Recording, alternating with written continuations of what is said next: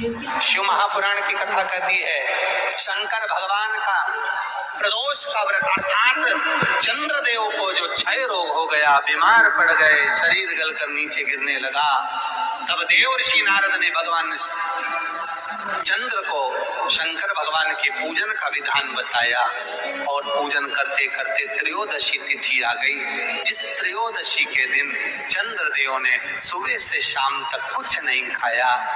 शाम के समय सूर्य अस्त के पहले चंद्रदेव ने स्नान किया, श्वेत वस्त्र धारण करे और श्वेत वस्त्र धारण कर कर चंद्रदेव शंकर के शिवलिंग की पूजन करने बैठ गए।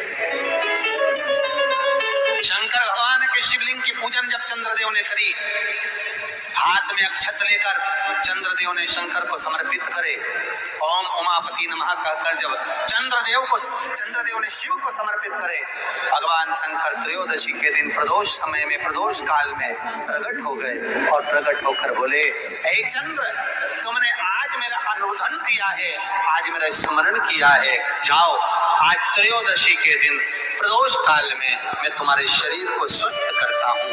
तब से ये प्रदोष व्रत प्रारंभ हुआ है महाराज। किसने करा है प्रदोष व्रत? भगवान विष्णु ने करा था।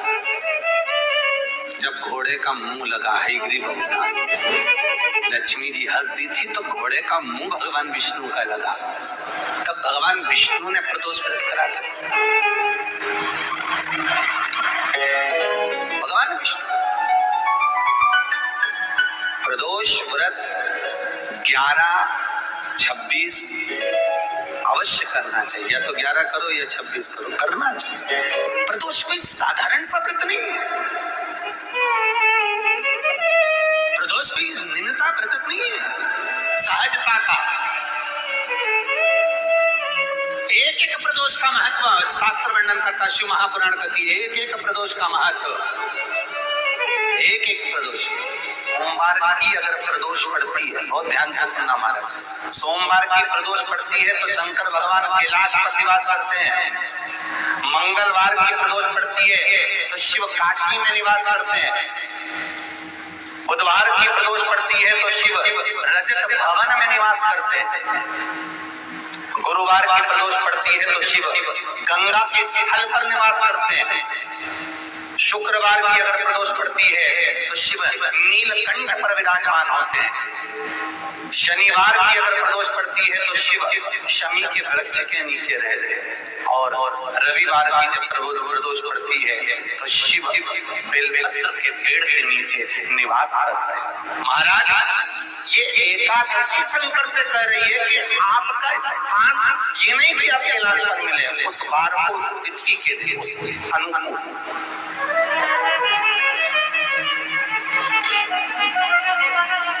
हमारे यहाँ कहते हैं सोमवार की जो प्रदोष पड़ती है वो इच्छा पूर्ति करती है, मंगलवार की प्रदोष रोग से मुक्ति देते हैं, बुधवार की प्रदोष कामना की पूर्ति करती है, गुरुवार की प्रदोष शत्रुओं का नाश करती है, शुक्रवार की प्रदोष सुख और शांति देती है, शनिवार की प्रदोष संतान का सुख देती है, और रविवार की प्रदोष जो काम दुनिया में कोई नहीं कर सकता वो अच्छे फल की प्राप्ति रविवार की प्रदोष करा देती है।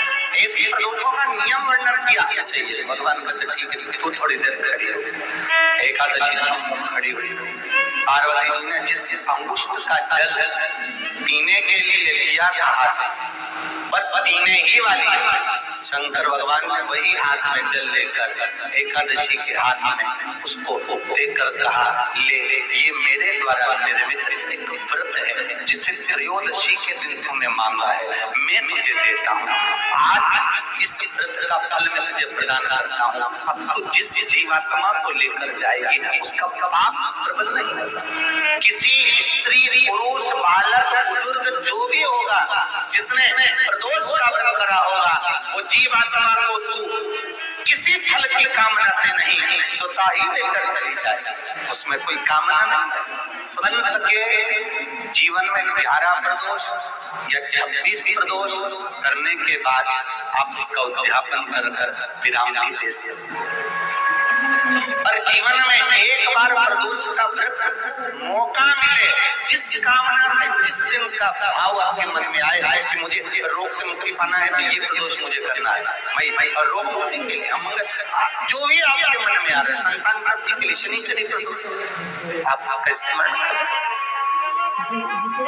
फिर लिखा शिव महापुराण में, बड़ा सुंदर लिखा वेदव्यास जी ने, मान लो आप प्रदोष व्रत नहीं कर सकते, आप अगर व्रत नहीं कर सकते तो प्रदोष के दिन, प्रदोष काल में शाम का समय सूर्यास्त का कुछ पल, कुछ घड़ी के पहले से लेकर बाद तक प्रदोष काल के अंतर्गत आप शंकर जी के मंदिर में जाकर एक लोटा पानी, 5 बेलपत्र भी अगर समर्पित करते हैं तो संपूर्ण प्रदोष का फल आपके भाग्य में उपलब्ध हो जाता है। शिव महापुराण में इसका लड़की को मंगल है, गुरुजी लड़के को मंगल है, क्या करा जाए? कुछ मत करो। प्रदोष के व्रतों में वर्णन किया गया है कि रवि का प्रदोष, भौम का प्रदोष, मंगल का प्रदोष, बुध का प्रदोष, गुरु का प्रदोष, शुक्र का प्रदोष, शनि का प्रदोष। जो प्रदोष पड़ते हैं पूरे महीनों में, पूरे वर्ष में, मंगल का प्रदोष निकाल कर रख लो कि मंगल का प्रदोष इस दिन पड़ रहा है, मंगल की त्रयोदशी तिथि पड़ रही है, प्रदोष व्रत मंगलवार का पड़ रहा है। और जिन लड़का लड़की को मंगल होते हैं, जिन कन्या और वर को मंगल होते हैं, केवल शंकर भगवान के मंदिर में जाकर चौमुखी दिया, 4 बत्ती का दिया आटे का, उसमें घी डालकर लड़की शंकर भगवान के मंदिर में मात्र 7 बार शंकर पे से उतार कर, 3 बार स्वतः उतार कर शिव के मंदिर में रख देती है, उसका मंगल आड़े आता ही नहीं है, मंगल नहीं आता सामने। मंगल प्रदोष व्रत का इतना महत्व है महाराज।